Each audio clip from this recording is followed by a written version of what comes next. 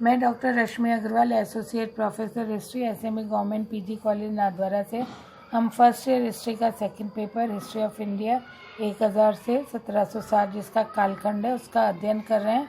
हम बाबर का अध्ययन कर रहे हैं, मुग़ल बादशाह बाबर का, जिसमें आज हम खानवा के युद्ध के उपरांत जो अन्य युद्ध लड़े गए थे उसका अध्ययन करेंगे। खानवा का युद्ध भारतीय इतिहास की एक महत्वपूर्ण घटना है। इस युद्ध के परिणाम स्वरूप बाबर के लिए मुगल साम्राज्य स्थापित करने का कार्य और ज़्यादा सुगम हो गया था। बाबर निश्चय पूर्वक इब्राहिम लोदी के सिंहासन पर बैठ गया था। भाग्य की खोज में घूमने के उसके दिन समाप्त हो गए थे। इस युद्ध से बाबर के जीवन में एक महत्वपूर्ण अध्याय आरंभ हो गया था। रशब्रुक विलियम्स के अनुसार अब उसके भाग्य की खोज में भटकने के दिन समाप्त हो गए थे। उसका भाग्य जाग उठा था और अब उसे अपने आप को इस भाग्य के योग्य सिद्ध करना था। निसंदेह उसे कई और युद्ध लड़ने भी शेष थे, परंतु ये युद्ध शक्ति के विस्तार, शत्रुओं के दमन तथा राज्य की व्यवस्था लाने के लिए थे, सिंहासन प्राप्ति के लिए नहीं थे। इस युद्ध के परिणाम स्वरूप राजपूत शक्ति को गहरा आघात पहुंचा था। सैनिक संगठन छिन्न भिन्न होने से उनकी शक्ति क्षीण हो गई थी और राजपूतों का वैभव नष्ट हो गया था। लेनपुल महोदय के अनुसार खानवा के युद्ध में राजपूतों के लिए इतने विनाशकारी सिद्ध हुए कि कोई विरला ही इस राजपूत जाति होगी जिसने श्रेष्ठ योद्धा इस युद्ध में काम नहीं आ गए थे। एसआर शर्मा का ये मानना था कि राजपूतों की सर्वोच्चता का भय जो गत 10 वर्षों से मंडरा रहा था वह सदैव के लिए समाप्त हो गया था। राजपूतों की पराजय से हिंदू पद पातशाही की स्थापना का भय जाता रहा था। डॉक्टर आरसी मजूमदार के अनुसार दिल्ली सल्तनत के हार से उत्साहित होकर राजपूत अपनी सैनिक शक्ति के पुनरुत्थान की जो आशा लिए हुए थे वे इस युद्ध के परिणाम स्वरूप समाप्त हो गई थी, परंतु इसका यह अर्थ नहीं है कि राजनीतिक क्षेत्र से राजपूतों का प्रभाव सदैव के लिए समाप्त हो गया था। केवल 30 वर्षों तक उन्हें मुगल साम्राज्य के महत्वपूर्ण स्थान प्राप्त हो गए और उन्हें मुगल साम्राज्य के इतिहास पर गहरा प्रभाव डालने का अवसर मिला था। इस विजय के उपरांत बाबर की गतिविधियों का केंद्र काबुल के स्थान पर हिंदुस्तान हो गया था।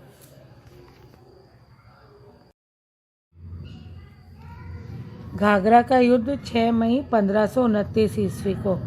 2 फरवरी 1528 ईस्वी को बाबर अफगानों का दमन करने के लिए रवाना हुआ, जो बिहार से दोआब की तरफ बढ़ रहे थे और जिन्होंने शमशाबाद को छीनकर कन्नौज के दुर्ग से शाही सेना को निकाल भगाया था। जब बाबर निकट आया तो अफगान गंगा पार करके दूसरे किनारे पर इकट्ठे हो गए। 13 मार्च 1528 ईस्वी को बाबर ने गंगा पार करके अफगानों को भगा दिया और अवध तक उनका पीछा किया। उसके बाद बाबर बरसात काटने के लिए आगरा आ गया, यानी कि बरसात का मौसम निकल जाने के लिए। लेकिन अफगान समस्या अभी सुलझी हुई नहीं थी, बाबर के लिए बड़ा सिरदर्द थी। बिहार में एकत्र होकर अपनी शक्ति संगठित कर रहे थे।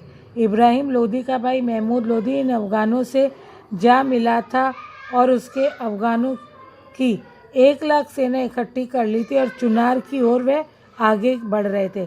संभवतः बंगाल का अफगान शासक नुसरत शाह भी उनकी सहायता कर ही रहा था बाबर के विरुद्ध। बाबर ने अफगानों की शक्ति को समाप्त करने के लिए पूरब की ओर से बढ़ना आरंभ किया था। बाबर के आगमन की सूचना मिलते ही अफगान भागने लगे, तितर बितर होने लगे। बाबर ने उनका पीछा किया और उन्हें बंगाल तक खदेड़ दिया था।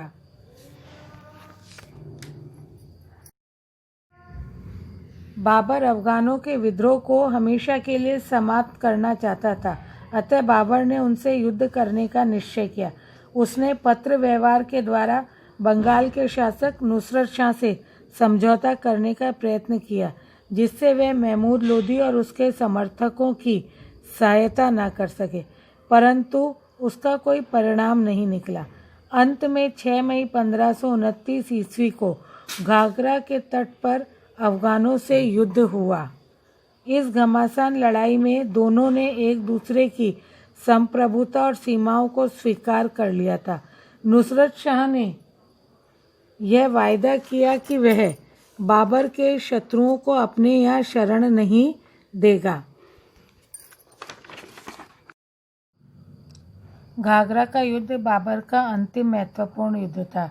इस संघर्ष के परिणाम स्वरूप वह बिहार का शासक बन गया था। अब बाबर के अधिकार में भारत का सिंधु नदी से लेकर बिहार तक और हिमालय से लेकर ग्वालियर और चंदेरी तक का जो भाग है उस पर बाबर का आधिपत्य हो गया था। इस समय भारत में मुगल शक्ति को चुनौती देने वाली कोई शक्ति शेष नहीं रह गई थी। इस तरह से बाबर ने भारत में मुगल साम्राज्य पूर्ण रूप से स्थापित कर दिया था।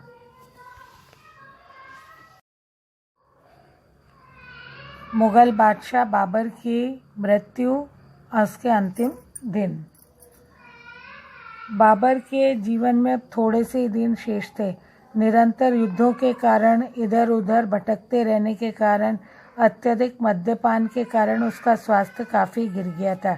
इसी बीच शहजादा हुमायूं, जिसे बदख्शां का गवर्नर बनाकर भेजा गया था, वह अपने पिता की आज्ञा लिए बिना ही वहाँ से काम छोड़कर आगरा आ गया था।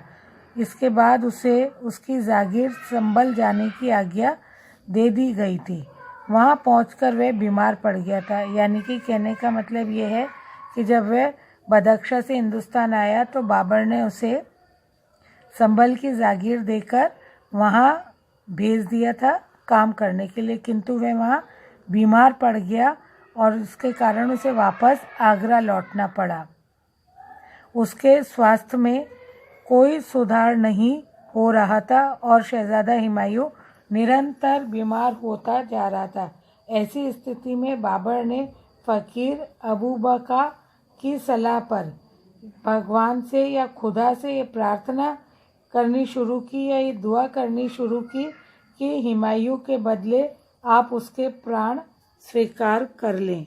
इतिहासकारों ने लिखा है कि इस घटना के बाद धीरे धीरे बाबर बीमार पड़ने लगा और हुमायूं की सेहत सुधरने लगी, स्वास्थ्य लाभ लेने लगा।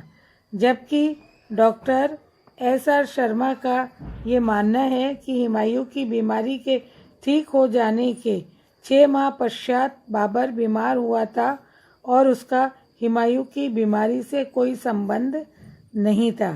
अतः अपने अन्य पुत्रों तथा परिवार के अन्य व्यक्तियों को उसके संरक्षण में सौंपा गया था, यानी कि हुमायूं के संरक्षण में सौंपा गया था। और इसी समय यह भी माना जाता है कि बाबर ने हुमायूं को अपना उत्तराधिकारी भी घोषित कर दिया था। 26 दिसंबर 1530 को बाबर की मृत्यु हो गई थी। उसके शव को उसकी इच्छा के अनुसार काबुल भेजा गया था और वहाँ एक पहाड़ी पर अत्यंत सुंदर स्थान पर उसे दफनाकर वहाँ उसकी मज़ार बनाई गई थी। इसी के साथ बाबर पर जो हमारा ये अध्ययन है समाप्त होता है।